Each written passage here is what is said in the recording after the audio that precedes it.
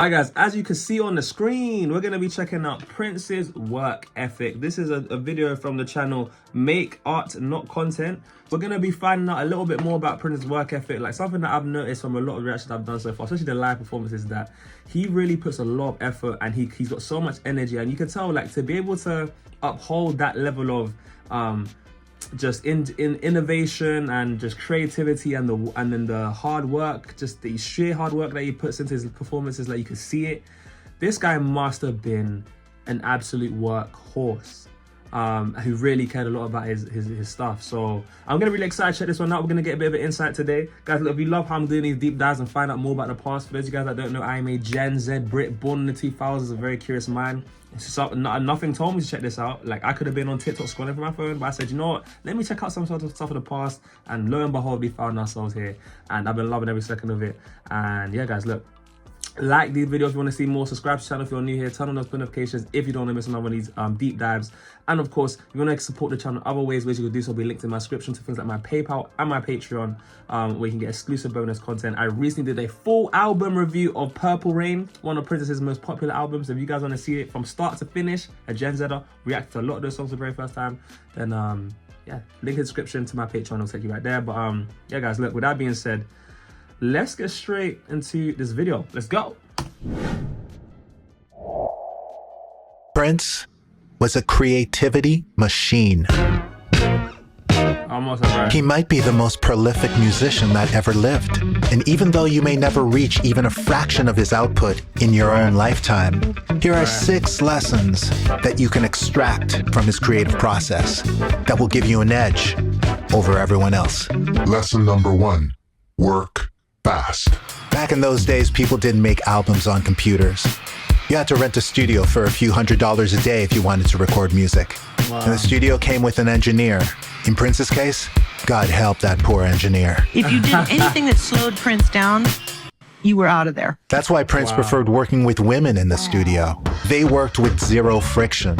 And zero friction equals speed. He'd come in and I'd hand him the bass, and he'd play the bass, and he'd put that down, and then he'd either go to the keys or he'd pick up the guitar. Susan Rogers witnessed him making a song a day for 5 years.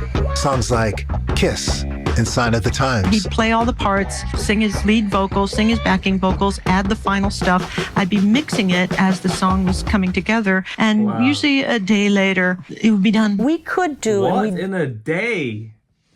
That's incredible. What? Was coming together, and usually a day later, it would be done. We could do, and we did do, an album in a week. And all he had when he came in was lyrics that he had jotted down in his hotel room. He came in with stationery from Le Parc with the lyrics on it. And he would emerge with a fully written, fully recorded, and fully mixed song by the end of it. He jump on the keyboards, you know, guitar. It was just funky, you know. It's like, man, it's like, how do you come up with this? Plays all the instruments on it. He played everything, and he mixed it too. And he mixed it in one day. Everything was basically one take. Prince was one take. Yo, I thought, you know, I already thought Prince was incredible, but hearing this from people that knew him is different, man. This is like, you never see, even to this day, I don't know if you're getting people doing stuff like that. Like, that's never heard of before. What? And he mixed it in one day. Jesus. Everything was basically one take. Prince was in constant flow. He was like a funnel. It was as if somebody was pouring these songs into him, and they would just continue to come out the other end. He raised the bar for how fast you could create a hit song. I've spoken with some of his engineers who worked with him later in his career as well, and we all say the same thing. You know, after Prince, you try to not feel disdain for a person who needs to take all day to do a guitar part. You're thinking, why do you have a record deal? The other woman engineer that worked with Prince was Peggy McCreary. She did Controversy, 1999, and Purple Rain. I mean, we did a song all in one day. Some of them were huge hits. This brings us to lesson number 2, become a finisher. Peggy McCreary was right there in the room when Prince recorded the biggest song of 1984, the biggest song of his career, in only 2 days. You know, like we cut When Doves Cry, just the two of us. It was nice to watch that process. He usually... I need to check that song out, man. When Doves Cry, just the two of us. It was nice to watch that process. He usually started with a drum track, and he did with that one, and then he started building raging guitar and the raging synths and everything. It seemed so overproduced to me. It was the last night we were mixing it. As the night went on, things started coming out. And he kind of unproduced it, if you can possibly do that. And then the last thing he did is he punched that bass out, and he smiled at me and he said, "Ain't nobody gonna believe I do this." And he did. He stuck with one idea while it was burning hot until it was finished. But how do you do that? How do you develop that kind of tenacity?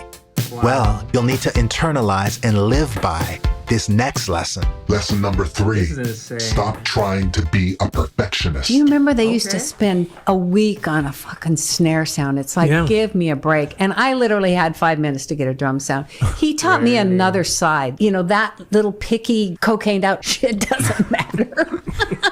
If it's a good song, you get it down, it's a good song. Don't overthink things. Keep it moving.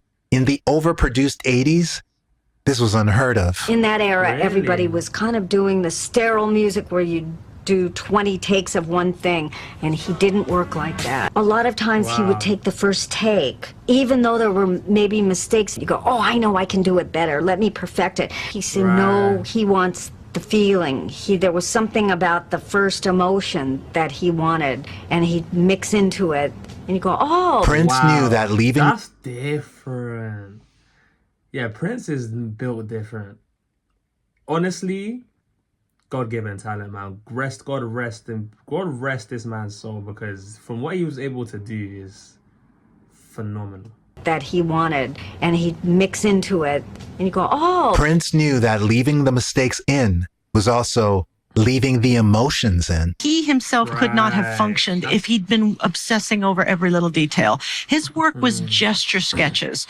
His music would come out like a sneeze. It was just bam, bam, bam, bam. He understood that the most important aspect of the creative process is momentum, which brings us to lesson number 4. Make art every day. I've never known anyone who had a stronger work ethic. If he wasn't on a date and he wasn't on a business call, he was making music. And we made music every day. I was his full-time employee, so if we were not on tour, we did rehearsals during the day, and then we recorded at night. If we were on tour, this guy would play a 4-hour sound check often. Not a 15-minute sound check like most rock stars do. He'd get on stage for 4 hours just because, it's a stage and there's instruments and there's a PA, so why not just get up there and play? Play for hours, take the mandatory dinner break while they have doors, the audience comes in, and this is like in a 14,000-seat arena, play a 2.5-hour show, and then he'd get off the stage close to midnight, and now it's time for the night to begin. We would go to a recording studio and we would record all night until the last possible minute when we had to get on a plane or on a bus. You sleep on the plane, you sleep on the bus, you get to the next city, you get on stage and you start sound check all over again. That's what we did. That was normal life. If you're awake, you're making music. That's how you have to start thinking about life if you want to be a creativity machine. No, that's incredible. I mean, he literally breathed almost every second doing this stuff.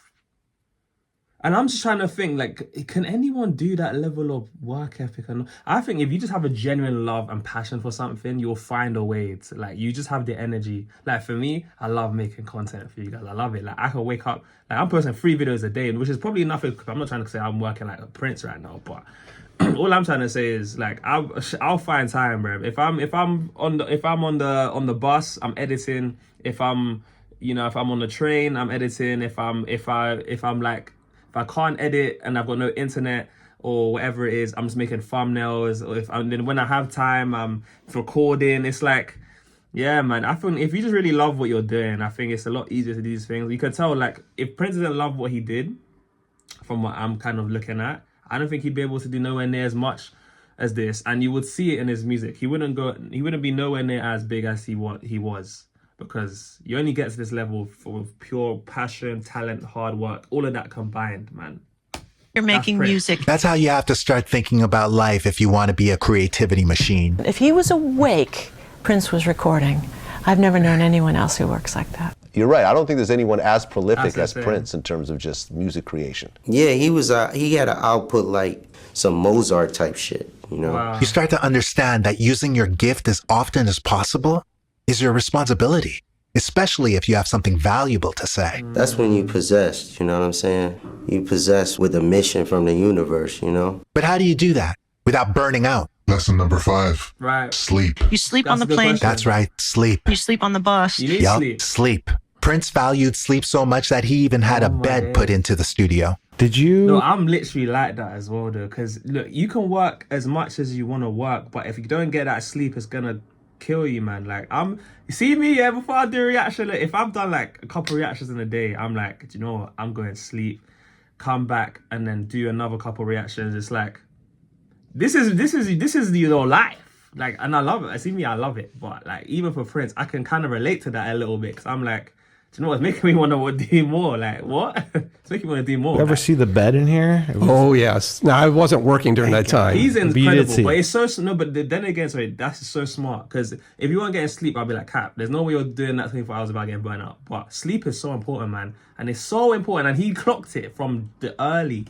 It was elaborate. It was like really fancy coverings. It might have been brass. I can't remember. It was a bed with purple sheets. Craig had to go out every Friday and get new sheets, purple sheets. It was once a week. That was his duty as a studio manager, to go get Prince the purple sheets. Purple sheets in 1984.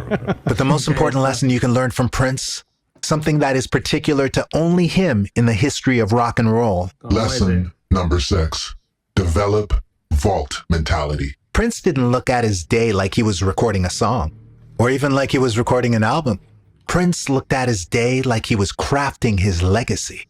And that's why as soon as he built his own recording studio, he also built the vault. I started the vault. One of the things I realized would be smart for me to do would be to get all his tapes together in one place. My goal was, I want us to have everything he's ever recorded right here. If we're going to have a vault, let's have a vault. Because if we get a tornado, if we get a flood, this is his legacy. We need to protect these things. What does the vault look like? It's just this room in the building that just has like veils and whatnot. And then there's the door with the combination lock. But this wasn't a vault of sketches of ideas or just loops. This was a vault of fully mixed songs and full albums that have yet to see the light of day. When you say the word vault, it's really a vault of treasure. Sheila? I mean, it's like the Beatles stuff. This stuff is incredible on every level with all different type of artists. You see the amount of recordings he has in his vault, it doesn't even make sense. You would think somebody's lived like 300 years and was recording 5 songs a day. Frequently, he would have very, very excellent songs that for whatever reason didn't fit the concept he had in mind for a given album. So that song would fall to the wayside. The amount of time that I spent in the studio with him, probably only about 5 or 10% of it was ever released. And how many songs are in that vault? Ooh, when I was there, that's Cat. That's the Cat girl that I saw. They got a lot of people that actually knew him directly, man. This is insane. That can really build a picture of it, man. Because obviously we don't have Prince anymore. But wow, that man was a workaholic.